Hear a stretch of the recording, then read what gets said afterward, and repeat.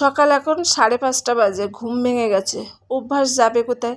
বাড়িতে যে সকাল সকাল ওঠার অভ্যাস সেটা তো আর ভুলতে পারিনি। মানে ঘুরতে এসেছি এটা ভুলে গেছে। সবাই বাড়ির ঘুমাচ্ছে।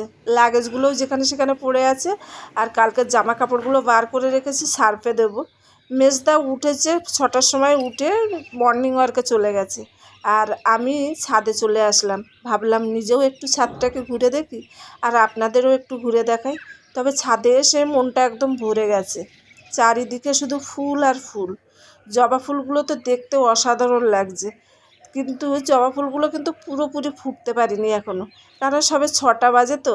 ওদের ফুটতে আরও একটু টাইম লাগবে, আর ফুটে গেলে পুরো ছাদটা ফুলে ভরে যাবে। ডালিয়াগুলোও আছে মোটামুটি, খুব সুন্দর হয়ে আছে যে কটা ফুল আছে। তবে আর বেশি দিন থাকবে না, গরম পড়ে যাচ্ছে, বৃষ্টিও পড়ে গেছে। তবে ছাদের ফুল দেখে এটা অনুমান করা যায় যে এবার শীতে ছাদটা কত সুন্দর দেখতে হয়েছিল। এদিকে দেখছি শীত চলে গেছে, গরমের প্রিপারেশান শুরু হয়ে গেছে। এদিকে পুঁইশাক গাছের ছোট ছোট চারার লাইন, তারপরে এদিকে ভেন্ডি গাছ, এদিকেও কিছু পুঁইশাক ভেন্ডি মিলিয়ে লাগানো, আর কিছু নতুন টব মাটি দিয়ে তৈরি করে রেখেছে মেজদা। মনে হয় অন্য কোনো গাছ লাগাবে। আর আমাদের পিছন বাড়ির এই দুটো আম গাছ, আমার যখন বিয়ে হয়েছে বা আমি যখন শেষবার এসেছিলাম তখনও কিন্তু এই পাশের আম গাছটায় একদম মুকুল ভরে থাকতো, অনেক আম হতো। আর যে গাছটায় মুকুল ভরা আছে সে গাছটায় একটাও আম হতো না। কিন্তু এবার দেখছি যে গাছে মুকুল হতো না সে গাছ মুকুল ভরে গেছে, আর যে গাছে হতো সে গাছে একটাও মুকুল আসেনি। তো আমার এখন কি মনে হচ্ছে জানো, যে চিরদিন কাহারও সমান নাহি যায়। যাই হোক, ও গাছ ছাড়াও আরও অনেক গাছ লাগিয়েছে দেখলাম মেজদা ছাদে। লাউ গাছ লাগিয়েছে, ঝিঙে গাছ লাগিয়েছে, কিছু দেখছি পেঁয়াজ গাছও আছে।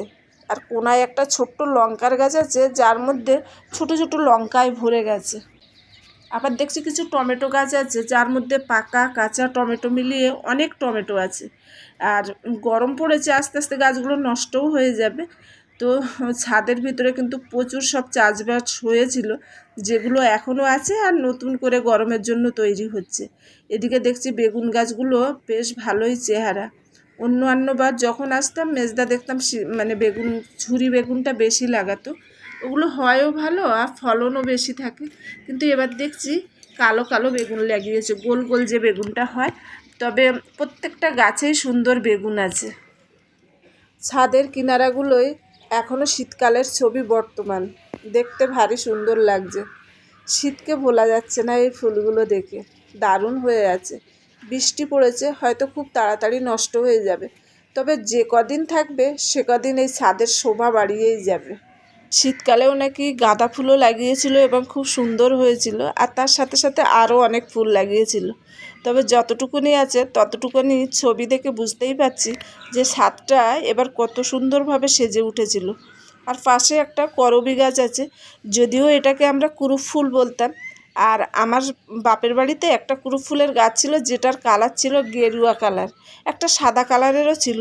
কিন্তু আমি দেখেছি যে কুরুপটা না গেরুয়া কালারের হয় সেটা একটু বড় হয় সাইজে, সাদা আর হলুদের থেকে। কিন্তু তবুও অনেক ফুল ফুটে আছে। এ বাড়িতে পূজার জন্য আর বাইরে থেকে ফুল আনতে হয় না, পুরো ছাদ ভরে জবা, ডালিয়া, কুরুপ সমস্ত কিছু ভরে আছে।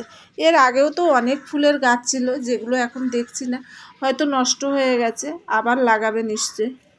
এটা আমাদের বাড়ির সামনের রাস্তাটা, আর রাস্তার ওপারে একটা মাঠ আছে। যে মাঠটা অনেকটাই ফাঁকা ছিল, এখন দেখছি ছোট ছোট সব দোকানপাট হয়ে কিছুটা জায়গা হলেও ঘিরে গেছে। তবুও মাঠটা অনেকটাই সবুজ। আর ছাদে উঠলে এই মাঠের দিক থেকে কিন্তু সুন্দর হাওয়া আসে। কালকে যে বৃষ্টি হয়েছে আর সেই বৃষ্টির ছাপ কিন্তু ছেড়ে গেছে পুরো রাস্তাটায়, আদা ভেজা রাস্তা, আর মাঝে মাঝে একটু একটু জল জমে আছে। খুব তুমুল বৃষ্টি না হলেও মোটামুটি বৃষ্টি হয়েছিল, যে বৃষ্টিতে কালকে আমরা কাক ভিজে বাড়ি এসেছি। তার জন্যই তো আর কোনো ধৈর্য ছিল না কোনো কিছু দেখাবার। ওই জন্য সকাল সকাল ছাদে উঠে আসলাম আমাদের বাড়ির সামনেটা দেখাবার জন্য। এই ছাদটায় কিন্তু সুন্দর হাওয়া আসে মাঠটা থেকে। অনেক দিন পরে সমস্ত কিছু দেখে মনে হচ্ছে যে যেটা অনেকটা সুন্দর ছিল সেটা একটু কম সুন্দর হয়ে গেছে, যেটা কম সুন্দর ছিল সেটা একটু বেশি সুন্দর হয়েছে, যেটা ছোট ছিল সেটা বড় হয়ে গেছে, আর যেটা বড় ছিল সেটা আস্তে আস্তে বুড়ো হতে যাচ্ছে। ছাদ থেকে নেমে দেখি শ্রেয়া ঘুম থেকে উঠে গেছে, আর প্রিয়া শ্রেয়ার জায়গায় এসে শুয়ে পড়েছে আবার। প্রিয়া কালকে ওর জেঠু আর জেঠিমার সাথে ঘুমিয়েছিল। কালকে সারা দিনের টানা হিজড়ায় আমার চুলগুলো পুরো উথল পাতাল হয়ে গেছে। রাত্রে এসে তো চুলে হাতই দিইনি, ওইভাবেই খেয়ে দিয়ে শুয়ে পড়েছি। আর এখন আর চুলটা ভালোভাবে ছাড়াতেও ইচ্ছে হলো না। তো যে ভাই সে ভাই উপরে একটুখানি চিরুনি লাগিয়ে আর খোপা বেঁধে রেখেছি।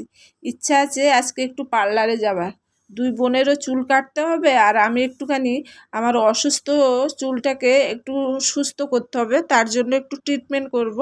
তো দেখা যাক সময় হলে পার্লারে যেতে পারি কি না। ব্যাস এই জিনিসটা ছাড়তে পারিনি, সকাল থেকে উঠেই দুধছে। এইটাই খেলতে হবে, এটা খুব ভালো লাগে।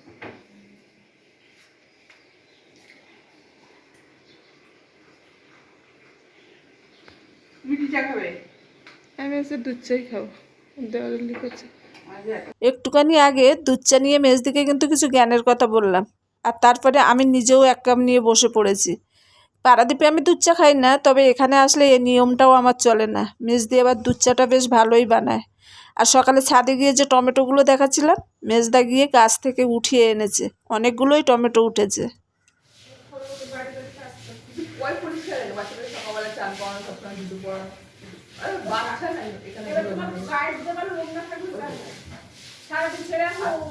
চায়ের আসরের গল্প শুরু হয়েছে অন্তত এখনো আধা ঘন্টা। এক পোস্ত চা আমাদের খাওয়া হয়ে যাবে, তারপরে মেজদা খাবে, মজুমদার খাবে, ওরা লিকার চা খাবে। এখন আমরা দুধ চা নিয়ে বসেছি, বসে দেশের যত গল্প আছে সেগুলো সবই করে নিচ্ছি।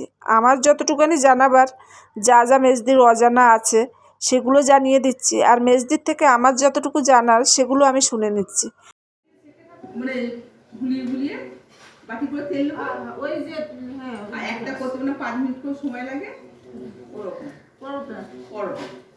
হ্যাঁ ওইটা দিয়ে। চায়ের রাউন্ড শেষ হয়েছে, মেজদাদেরও চা দেওয়া হয়ে গেছে, মজুমদারও চা খেয়ে নিয়েছি। এখন ব্রেকফাস্ট বাকি আছে।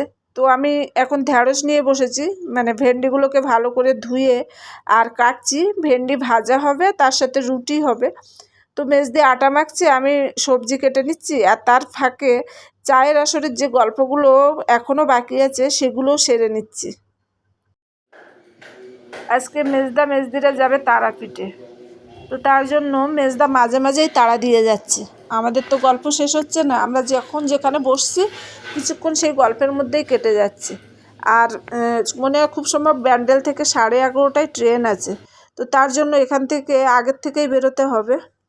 যতই কাজে থাকে না কেন, এর মধ্যে একটা জিনিস কমন, সেটা হচ্ছে গল্প। মজুমদাররা 4 ভাই, তার মধ্যে আমি হচ্ছে 3rd জন। আমার যখন বিয়ে হয়েছে অলরেডি বাড়িতে বড়দি আর মেজদি ছিল।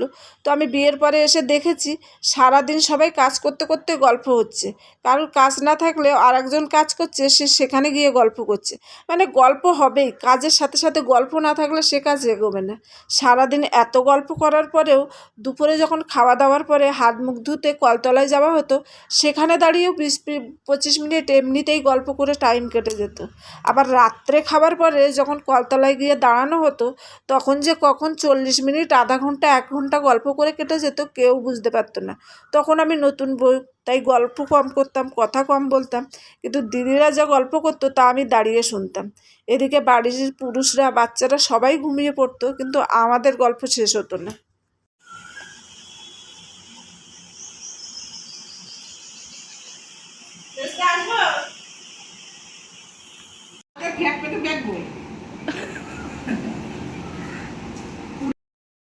মেজদা তো 2-3 বার অনেক তাড়া লাগিয়েছে, তাড়াতাড়ি করো, কারণ মেজদিদের খুব সম্ভব 9টা 9:30টায় বেরোবার কথা ছিল।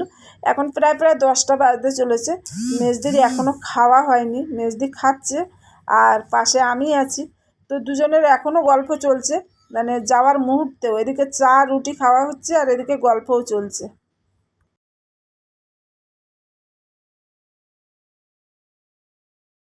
অনলাইনে তুমি 100 টাকার এক পাবে।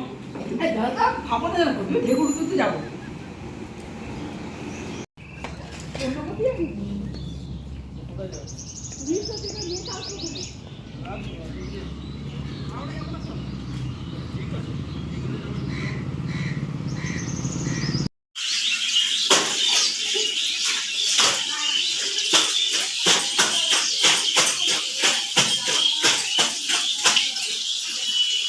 আমি চান করতে যাই।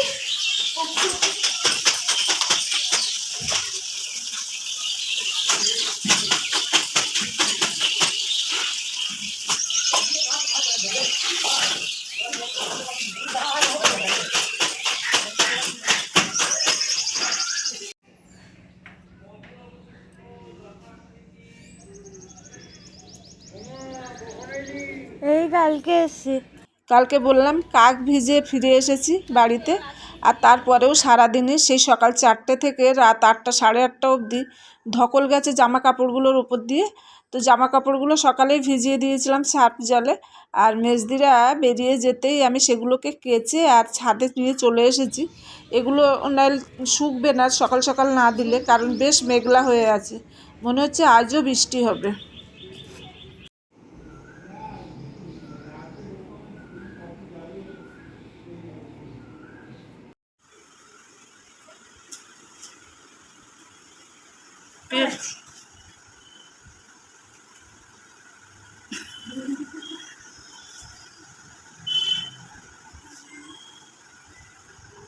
সকালে বলেছিলাম একটু পার্লারে যাব, তাই সকালের খাওয়া দাওয়া মিটিয়ে, এমনি রুটি ভেন্ডি ভাজা করাই ছিল, তো সেই খাওয়া দাওয়া মিটিয়ে এখন সবাই সেজে গুজে নিচ্ছে। আর মজুমদার রাস্তার ধারে চলে এসেছে। ছেলেদের তো সাজতে বেশিক্ষণ লাগে না, তাই একটা জামা আর প্যান্ট পরে সমান তাড়া দিতে থাকি।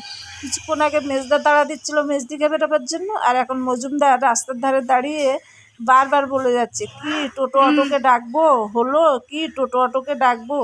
আর কি করব, বিরক্তভাবে বললাম ডাকো তো, যতটুকানি হয়েছে এইভাবেই বেরিয়ে যাব।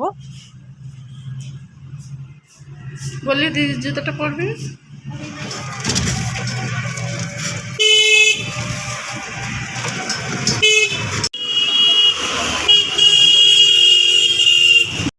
এখন বেরিয়ে পড়েছি, কিন্তু হাতে অনেক কাজ নিয়ে।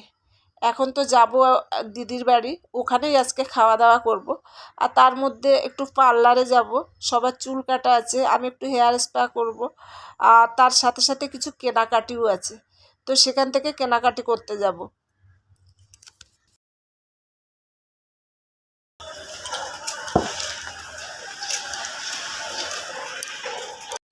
আর আমরা সবাই দিদির বাড়ি চলে এসেছি, আর আজ দুপুরের খাওয়া দাওয়া এইখানেই হবে। আর আমার দিদির কিছু ফ্যামিলি মেম্বার আছে, যা নিয়ে সারা দিন আমার দিদির সময় কেটে যায়।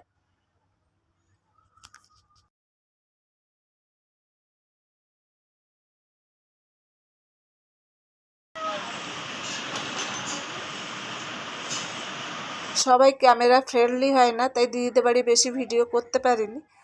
ওদের সাথে বেশ কিছুটা টাইম স্পেন্ড করলাম, সবাই মিলে মিষ্টি খেলাম, দই খেলাম, গল্প গুজব হলো। আর শ্রেয়া আর প্রিয়া তো বিড়ালগুলোর সাথে অনেকটা টাইম কাটালো, ওরা খুব ভালোবাসে বিড়াল কুকুর এগুলো। তো তারপরে আমরা তিনজনে পার্লারে চলে এসেছি। দিদি বাড়ি রান্না বান্না করছে, কারণ আজকে দুপুরে সবাই আমরা ওখানে খাওয়া দাওয়া করব। মজুমদার ওখানেই আছে, আর আমরা এসে চুল কাটতে আসলাম। তো বাড়ি গিয়ে খাওয়া দাওয়া করে একটু রেস্ট নিয়ে ফের আবার মার্কেটে যাব। তো ভিডিওটা আজকে আমি আর বড় করব না, এইখানেই রাখছি। যদি ভালো লাগে অবশ্যই লাইক কমেন্ট শেয়ার করবেন। আর আজকের মতো রাখছি, আবার দেখা হবে নতুন আর একটা ভিডিওর সাথে।